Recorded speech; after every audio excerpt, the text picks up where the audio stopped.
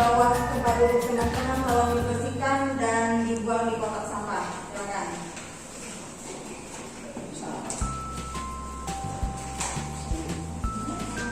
Ibu. Sudah? Ya, Bu. Kayak enak gitu ya. Kita belajar kalau lingkungan kita kotor kan. Ini juga bagian dari manajemen. Memanage supaya lingkungan kelas kita bersih sehingga kita nyaman belajarnya. Gitu ya. Oke, Ibu akan absen terlebih dahulu supaya Ibu tahu siapa aja yang hadir hari ini dan siapa yang tidak.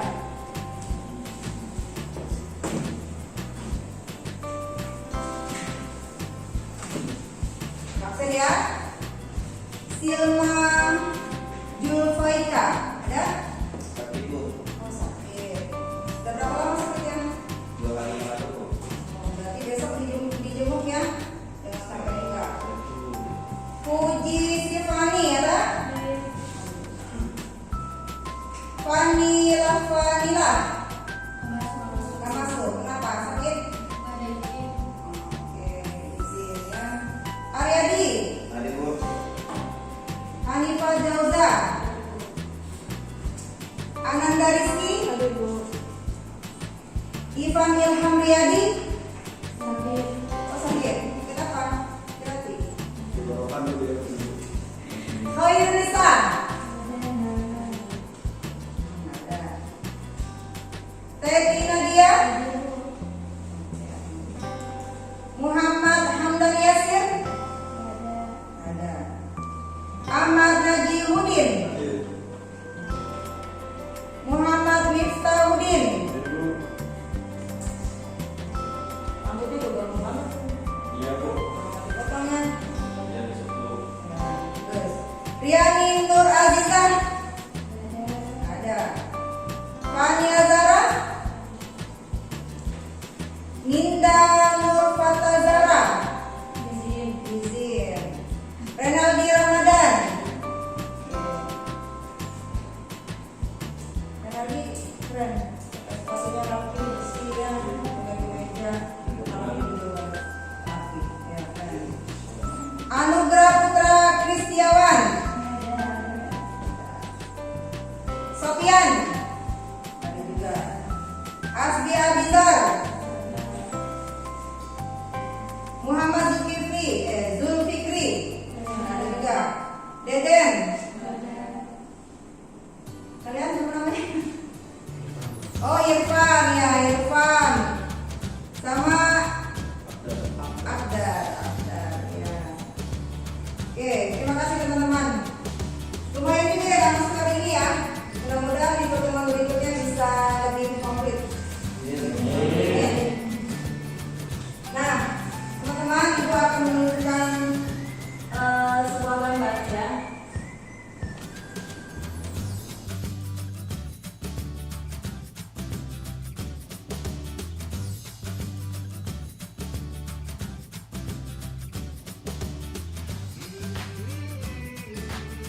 Dan di gambar ini teman-teman, siapa yang bisa menjelaskan apa sih, bagaimana sih suasana kelasnya, apa yang terjadi dalam kelas itu? Siapa yang bisa menjelaskan?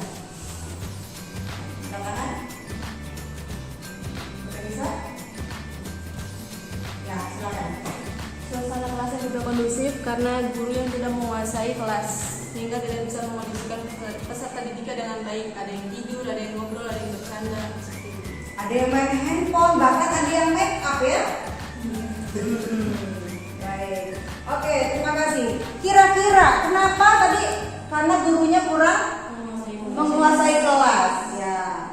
Bukannya karena anak didiknya yang ini ya, terlalu nakal gitu enggak? Karena gurunya, faktor gurunya ya. Ya, baik. Nah, sekarang terima kasih ya sudah menjelaskan. Sekarang Ibu kembali ke sini. Nah, silakan dilihat teman-teman.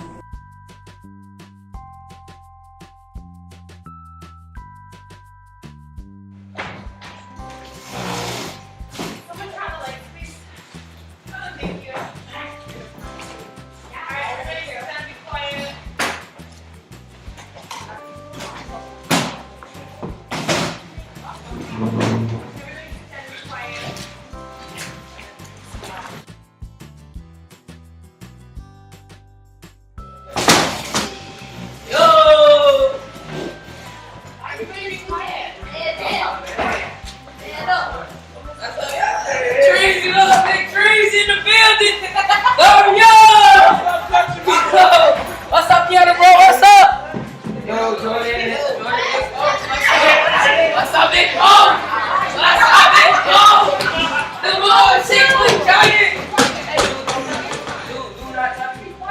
Do not touch me.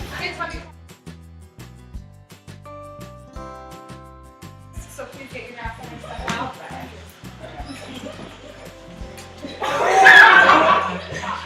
Heads up.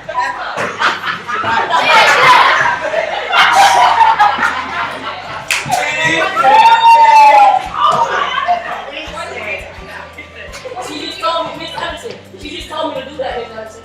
She said it would be funny. See, look, cause now she's gonna throw it back at me. Look out.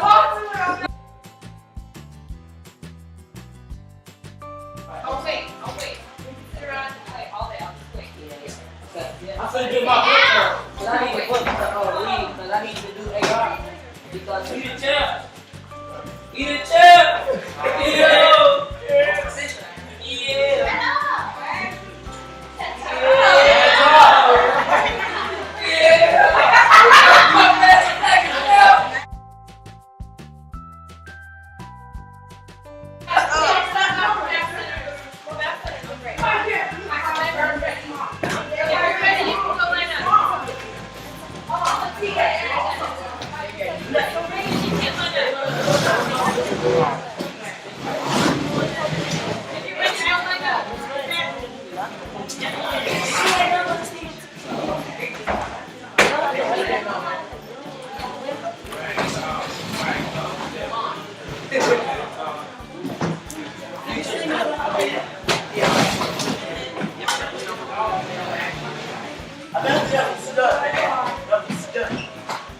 Alright, you ready to line up?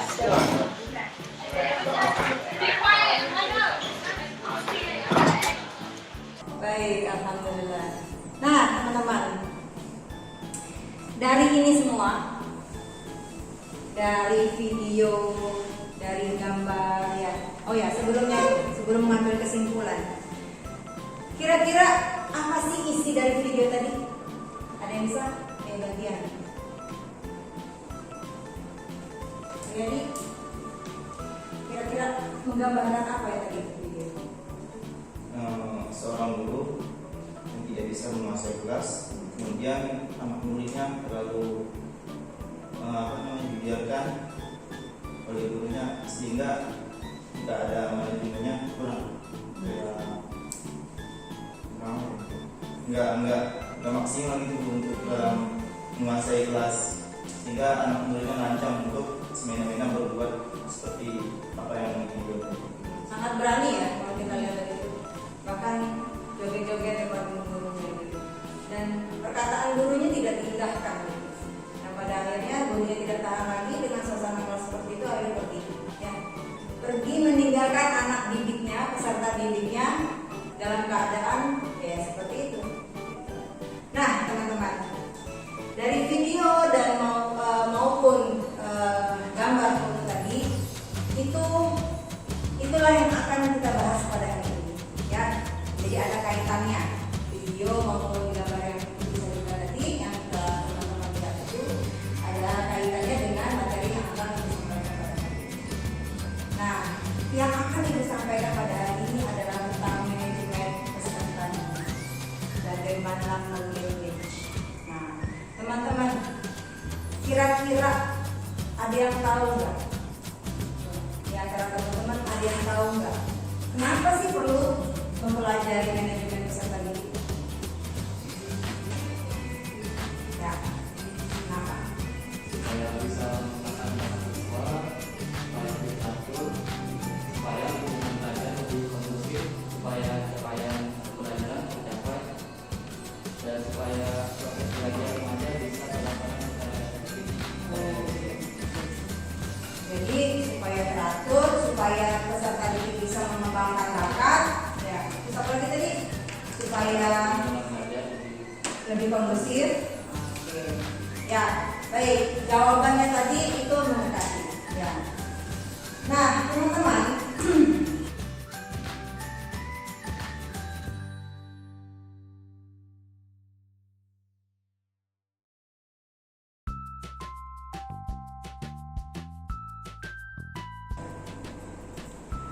kita akan belajar tentang manajemen peserta didik. Nah, ya.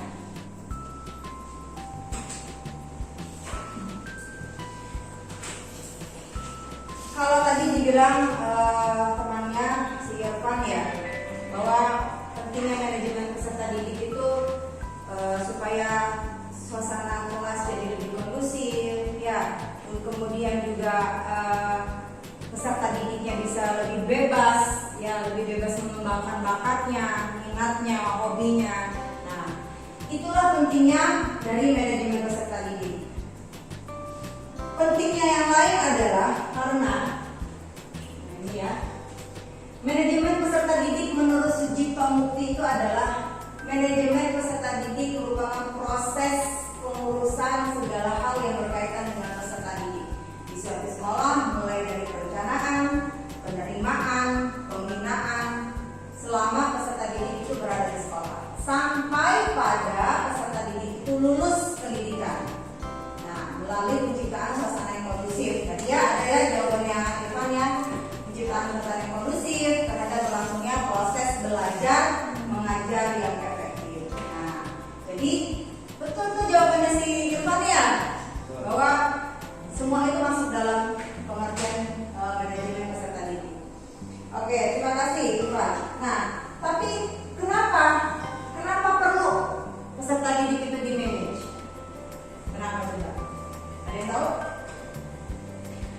Atau apa sih landasan pemikiran, gitu ya? Landasan pemikiran bahwa manajemen peserta didik ini penting. Apa landasan hukumnya? Ada yang tahu nggak? Landasan hukum adanya manajemen peserta didik ini. Nah, ini ya. Jadi kita lihat, misalnya kita ini sebagai muslim, kita tahu kan segala tindakan kita yang berupa kebaikan itu jatuhnya ibadah, ya enggak? Ya, jadi segala sesuatu kebaikan yang kita lakukan sebagai muslim ya, itu jatuhnya sebagai ibadah. Nah, maka ibadah itulah yang disebut dengan landasan. Nah, gitu ya. Maka belajar manajemen peserta didik perlu juga tahu landasannya, gitu ya. Nah, supaya kita apa? Supaya yang kita lakukan itu jelas, benar, terarah. Nah, adapun landasan hukum dari manajemen peserta didik itu, nah ini terdapat dalam Undang-Undang 1945 pasal 31 ayat 1 dan 2. Yang kemudian Undang-Undang 45 itu direalisasikan ke Undang-Undang Sisdiknas nomor 20 tahun 2003. Kemudian dari Undang-Undang Sisdiknas diwujudkan dengan peraturan teknis berupa peraturan pemerintah yaitu PP nomor 4 tahun 2022. Nah, itu ya. Jadi landasan manajemen peserta didik itu ini. Yang terakhir yaitu apa? PP nomor 4 tahun 2022. Teman-teman boleh sekalian mencatat ya yang penting-penting, poin yang penting-penting gitu ya. Nanti di akhir perkuliahan Ibu akan mengadakan sedikit tes kepada teman-teman ya. Jadi kalau nggak dicatat nanti khawatir teman-teman nggak tahu ya. Oke. Teman-teman sekalian, ya kita tahu ya bahwa ciptaan Allah itu sangat beragam, ya nggak sih? Kucing aja macam-macam ya kan? Nah, bahkan orang kembar aja, anak kembar. Siapa yang di sini yang ada kembaran? Ada nggak?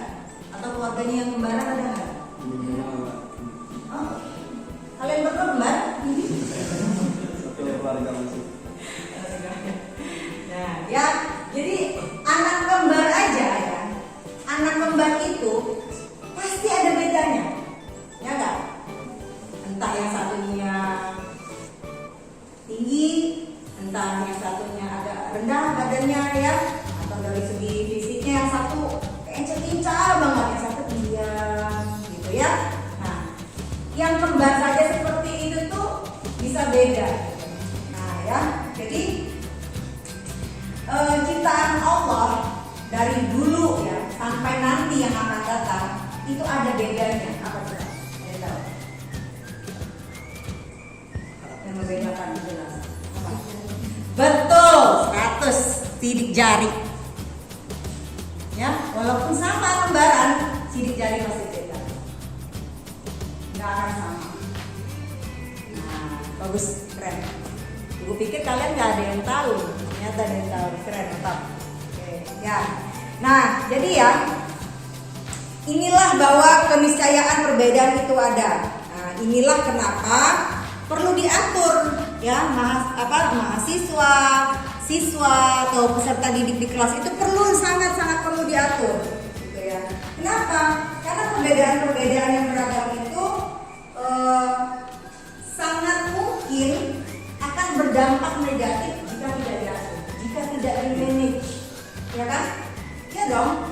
Kalau nggak ada peraturan, tidak ada peraturan misalnya, pasti berbuat seenaknya aja, ya seperti yang di video tadi. Ya, kalau yang menyimpulkan dari video tadi itu adalah dari awal pembelajaran guru kurang memberikan pijakan bahwa kelas kita tidak boleh ngobrol, tidak boleh saling mengganggu, tidak boleh berteriak-teriak. Nah, pijakan seperti itu harusnya di awal pertemuan dengan peserta didik. Oke ya, oke. Lanjut.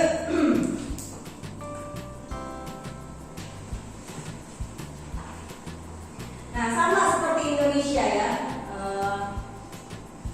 Indonesia itu kan kalau dibilang itu apa ya? Sangat tidak masuk akal. Kenapa coba dibilang sangat tidak masuk akal? Ya karena Indonesia ini menurut Badan Penerbangan dan Antariksa Nasional pada tahun 2022 saja ya. Kalau 2023 ini belum dapat datanya. Tahun 2022 saja itu jumlah kepulauan yang ada di Indonesia itu ada 18.306 pulau yang tersebar di seluruh Indonesia. Kebayang nggak sih ada 18.000 pulau? Makanya Indonesia itu jadi bahan ketertarikan turis-turis mancanegara ya. Mereka mau datang ke Indonesia karena Indonesia banyak pulaunya, indah-indah gitu ya. Kalau zaman dulu mungkin tujuannya adalah mengambil kekayaan Indonesia ya, berupa cengkehnya, ya kan, hasil bumi Indonesia diambil. Kalau sekarang bukan hasil bumi lagi ya, tapi sasaran wisatanya itu, tempat rekreasinya. Karena mungkin di sana terlalu penat ya. Kalaupun ada mungkin gak terlalu penuh juga dan gak terlalu asik buat mereka gitu. Tapi kalau Indonesia kan indah-indah. Ya, gitu. Nah, baik, sekarang teman-teman sudah tahu ya apa itu manajemen peserta didik. Nah, mengapa harus melaksanakan peserta didik? Nah, sekarang tujuan dari peserta didik itu apa sih? Nah, tujuan dari peserta didik itu ada dua teman-teman. Ada yang khusus dan ada yang umum. Ya, gua akan jelaskan yang umum. Tujuan yang umum, menurut Nurdin Matri, tujuan dari manajemen peserta didik adalah mengatur berbagai kegiatan dalam bidang kesiswaan agar dalam kegiatan pembelajaran di sekolah dapat dijalankan secara lancar, tertib, teratur demi tercapai tujuan pendidikan. Nah, itu ya, masuk ya yang ibu jelaskan tadi. Tujuan kita belajar manajemen peserta didik itu supaya teratur, supaya tertib, supaya lancar. Bukan seperti video tadi ya, berantakan anak-anaknya, ya. Gurunya sampai udah gak tahan akhirnya keluar. Nah, ya, itu tujuan umumnya dari manajemen peserta didik. Tujuan khususnya yaitu ada 4 teman-teman. Pertama, sebagai upaya dalam melakukan peningkatan terhadap pengetahuan, keterampilan dan psikomotorik peserta didik. Nah, ya. Tujuan yang kedua, khusus yang kedua yaitu mengembangkan dan menyalurkan kemampuan peserta didik, bakat dan minat yang diminati oleh peserta didik. Jadi tujuan untuk seperti kata Iman tadi jawabannya ya, untuk mengembangkan bakat. Nah, gitu ya. Jadi dengan adanya manajemen peserta didik itu bisa berkembang. Misalnya Iman punya bakat apa, musik, karena di manage, karena diatur, maka bisa berkembang. Ya, ada mentornya, ya, untuk mengembangkan bakat itu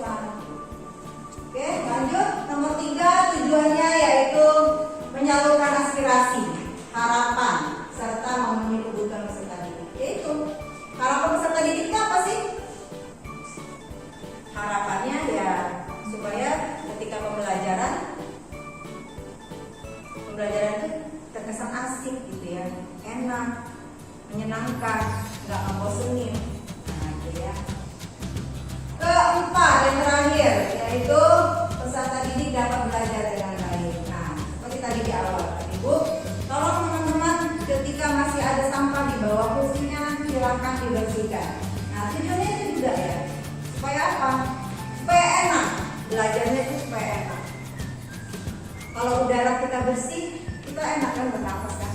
Tapi kalau udara kita kotor sesak. Yang ada kita dapat sakit. Oke?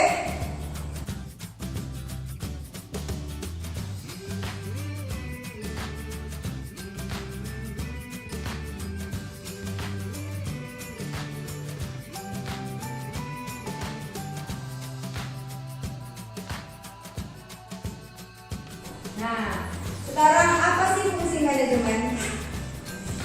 Sebelum masuk ke situ, ya. Sekarang ada nggak di antara teman-teman yang ingin bertanya sejauh materi yang sudah ibu paparkan? Ada nggak yang ingin bertanya?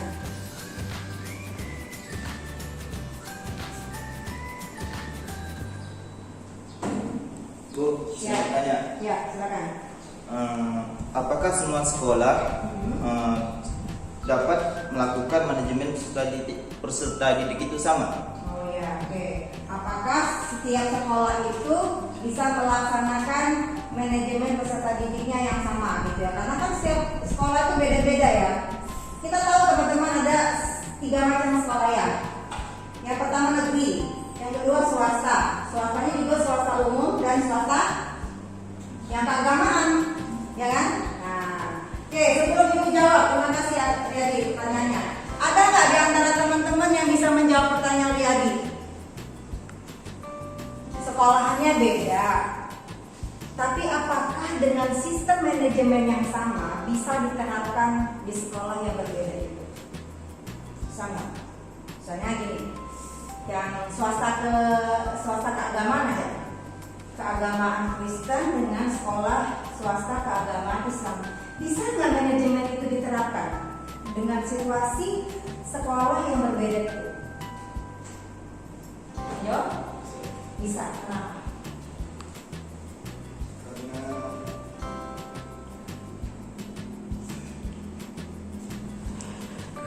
Pokoknya bisa aja lah gitu ya.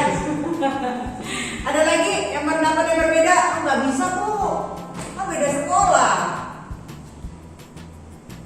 Ada yang berani berpendapat lain? Sama nggak kira-kira?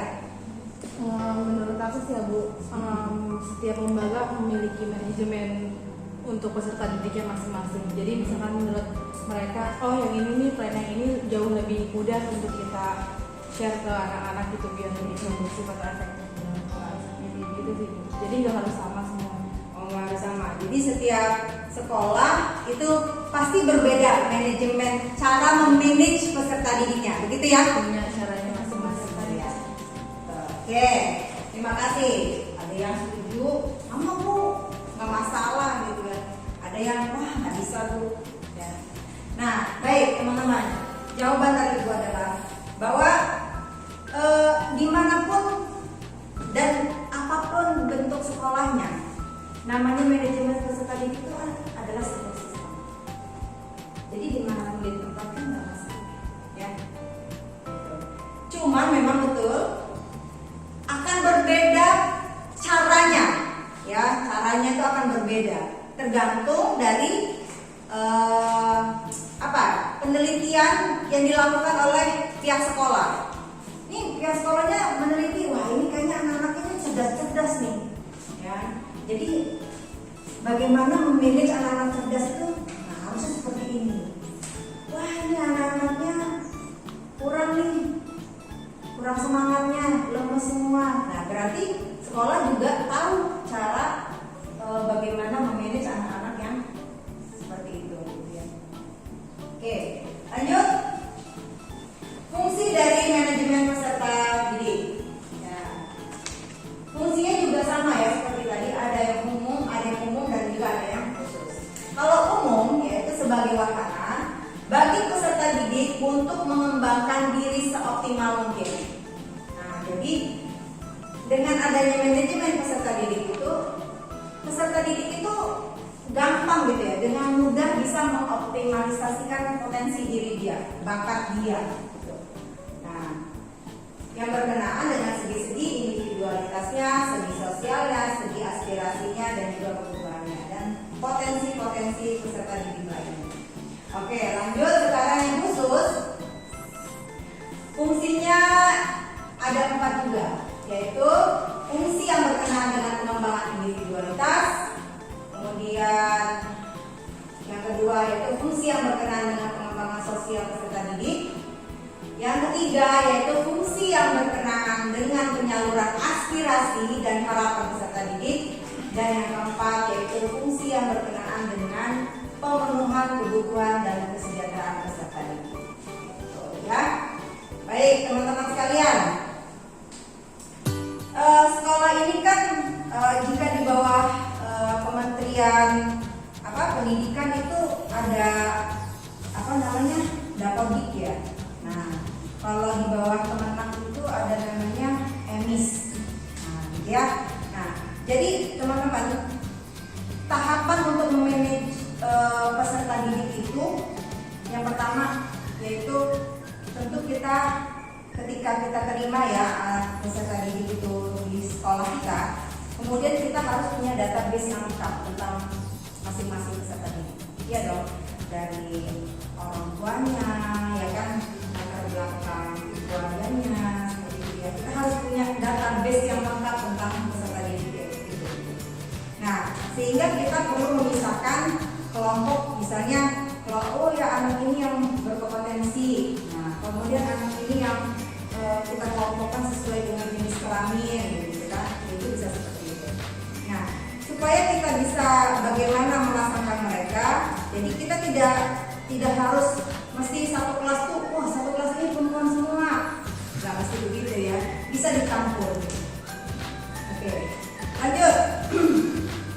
Kita mulai masuk ke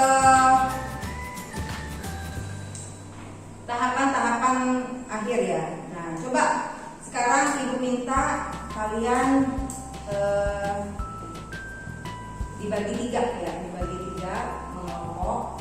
Berarti 1, 2, 3, 4 satu kelompok, 1, 2, 3 satu kelompok. Berarti sini ada 3 kelompok. Nah, tugas kalian adalah ini tugas kalian ya. Tugas kalian adalah dari tahapan-tahapan manajemen peserta didik itu, kan tadi ibu bilang ada 3 ya sekolahan. Yang pertama sekolah negeri, sekolah swasta umum, dan juga sekolah swasta keagamaan. Nah, ibu kasih nama kelompok yang ini namanya Hasanuddin, ya, Kapten Hasanuddin. Kalau yang ini namanya Hasim Azari, ya, kelompok Hasim Azari. Kalau yang ini namanya kelompok Syaroni. Oke. Silakan tentukan tahapan-tahapan. Nah, kalau yang tadi Fatimura ya, Hasanuddin menjelaskan, kalian diskusikan ya. Kalian diskusikan tahapan-tahapan penerimaan atau manajemen peserta didik di sekolah negeri seperti apa. Paham ya? Kalau tadi Kiai Haji Hasim Asari, kalian berdiskusi tentang penerapan manajemen peserta didik di lingkungan sekolah swasta keagamaan, ya. Dan Syaroni penerapan manajemen peserta didiknya di sekolah swasta umum. Silakan dikasih waktu 15 menit. Silakan berdiskusi. Ya, kira-kira ada yang ini nggak? Ada yang perlu ditanyakan ke ibu? Apa ininya? Ini ada jawaban.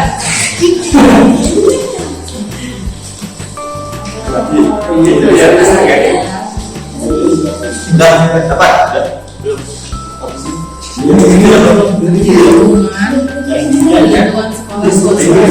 Terus nggak apa-apa.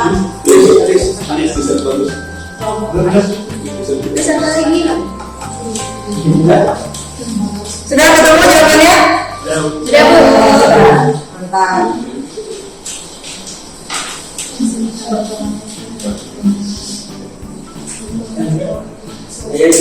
Gimana kelompok Kiai Haji Hasim Asari, sudah ketemu jawabannya?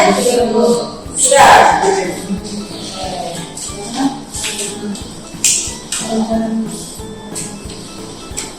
Oke, cukup ya? 15 menit sudah? Ya. Siap kayaknya semua. Masing-masing kelompok satu orang maju, kemudian mempresentasikan hasil diskusi kelompoknya. Siapa yang mau duluan? Ya, silakan. Maju. Kasih tepuk tangan dulu.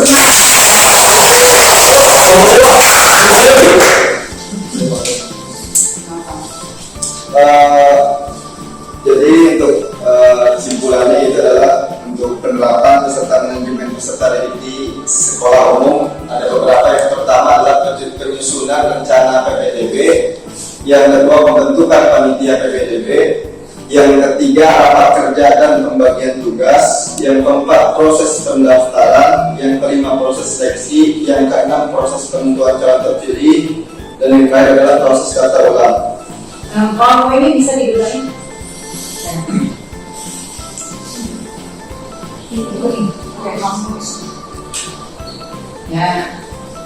Jadi itu adalah penerapan beberapa peserta manajemen peserta didik. Yang pertama adalah penyusunan rencana PPDB, yang kedua adalah pembentukan panitia PPDB, yang ketiga rapat kerja dan pembagian tugas, yang keempat proses pendaftaran, yang kelima proses seleksi, yang keenam proses penentuan calon terpilih, yang ketujuh proses daftar ulang. Itu adalah beberapa penerapan yang dilakukan di beberapa penerapan manajemen peserta didik yang dilakukan di sekolah umum. Itu saja. Oke, ya. Sudah. Baik, kita kasih tepuk tangan. Ada lagi ngomong yang lain? Ayo, silakan.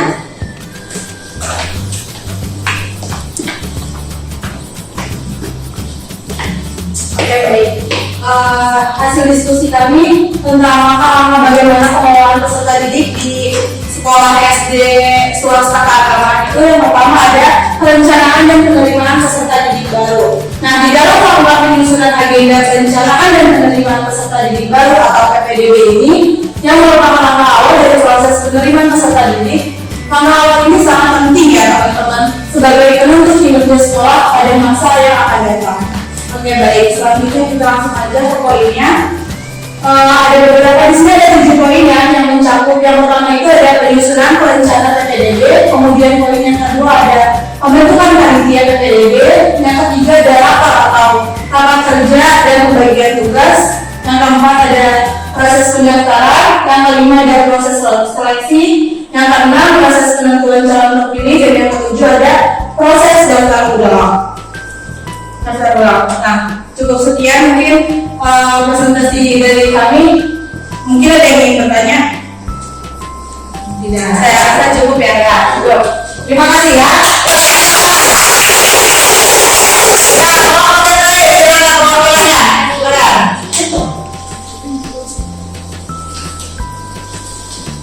Bismillahirrahmanirrahim. Inilah hasil diskusi dari kelompok kami, yaitu kelompok Hasanuddin. Bagaimana sih langkah-langkah pengelolaan peserta didik? Yang pertama itu ada rencana dan penerimaan peserta didik baru dalam melakukan penyusunan agenda, perencanaan dan penerimaan peserta didik baru atau bisa dibilang PPDB. Itu yang merupakan langkah awal dari proses penerimaan peserta didik. Langkah awal ini sangat penting sebagai penentu kinerja sekolah pada masa yang akan datang. Agar kita dapat membuat agenda PPDB yang lebih efektif, kepala sekolah wajib membaca dan memahami dokumen-dokumen yang berkaitan dengan PPDB tersebut. Antara lain yaitu petunjuk teknis PPDB yang dikeluarkan oleh Dinas Pendidikan atau provinsi, kabupaten, kota, khususnya tentang langkah-langkah prosedur penerimaan peserta didik baru, yang biasanya mencakup yang pertama yaitu ada penyusunan rencana PPDB, yang kedua pembentukan panitia PPDB yang panitianya dirancang apa aja, siapa saja yang akan termasuk dalam nanti persiapan penerimaan peserta didik baru. Terus yang ketiga itu rapat kerja dan pembagian tugas. Yang keempat proses pendaftarannya nanti seperti apa. Yang kelima adalah proses seleksi. Yang keenam merupakan calon terpilih dan yang berada itu proses data ulang terkait PPDB harus dipahami pula ketentuan mengenai bahasa oleh peserta didik baru di sekolah yang saat ini mengacu pada Permendikbud nomor 55 tahun 2014. Mungkin itu aja yang perwakilan dari saya dari kelompok Hasanuddin. Terima kasih. Ya.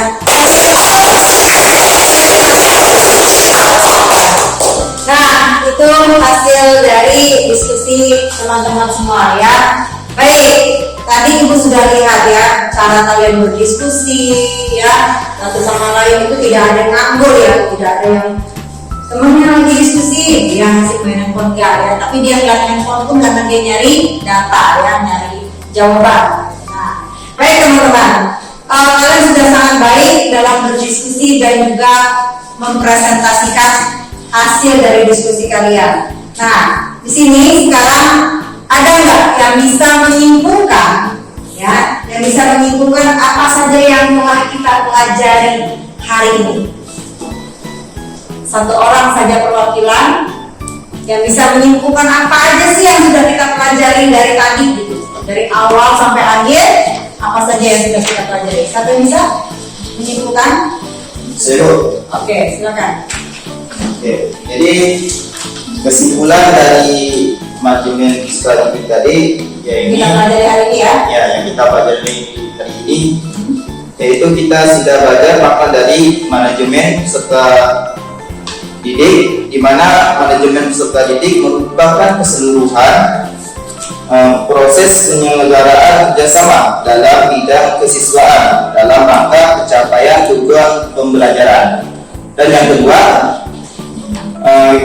dan kita sudah mempelajari lagi yang menjadi manajemen itu landasan hukum manajemen peserta didik.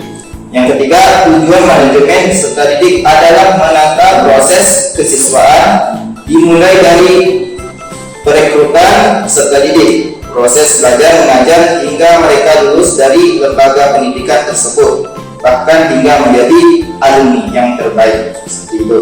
Dan keempat, dengan adanya manajemen peserta didik ini diharapkan proses pendidikan dan pembelajaran dapat berjalan dengan baik, teratur, bahkan hingga menjadi alumni yang baik.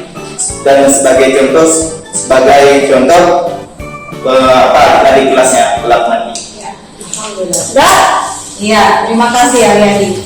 Ya, baik teman-teman. Nah, jadi teman-teman sekalian sekarang sudah paham ya, sudah paham dan sudah punya ilmunya dan juga sekaligus keahliannya ya. Bagaimana manajemen peserta didik itu diterapkan sesuai dengan landasan hukum yang berlaku. Nah, kita sebagai umat Islam ketika mengelompokkan anak dalam rangka mendidik anak, mendidik mereka, walaupun kita wafat, maka ilmu itu akan masih terus mengalir, ya, akan masih terus mengalir. Maka kita niatkan seperti itu ketika memanagenya, ketika mengaturnya gitu, supaya tetap mengalir amal jariahnya gitu ya. Nah, supaya menjadi juga ladang amal kita. Ya teman-teman. Nah, baik. Tugas berikutnya untuk pertemuan berikutnya. Ya, coba teman-teman menganalisa setiap sekolah-sekolah yang tadi merupakan sekolah yang teman-teman bahas di kelompok masing-masing. Kalian analisa apakah dari penerapan manajemen peserta didik di masing-masing sekolah yang kalian diskusikan tadi ada keistimewaannya, ada cirinya. Ciri-ciri manajemen peserta didik itu apa? Di swasta umum, swasta keagamaan, dan di sekolah negeri. Ada nggak sih yang menjadi kalau icon ya, menjadi istimewanya itu apa? Nah, ya, coba diteliti lebih dalam, gitu ya. Kemudian yang kedua, ada nggak kelompok sekolah lain selain 3 kelompok ini? Ada nggak selain 3 kelompok ini, ada nggak kelompok sekolah yang lain selain 3 ini? Nah, itu tugas teman-teman untuk pertemuan berikutnya. Dan jangan lupa ya, untuk materi pertemuan berikutnya yang sudah Ibu share RPS-nya ke grup WA itu dibaca, karena itu akan menjadi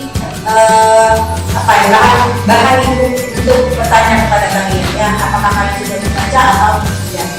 Begitu ya teman-teman ya. Nah, sebelum Ibu tutup, apakah ada pertanyaan dari teman-teman? Cukup? Tidak ada lagi mau tanya ya? Oke. Baik, kita akhiri sama-sama dengan baca hamdalah. Wassalamualaikum warahmatullahi wabarakatuh.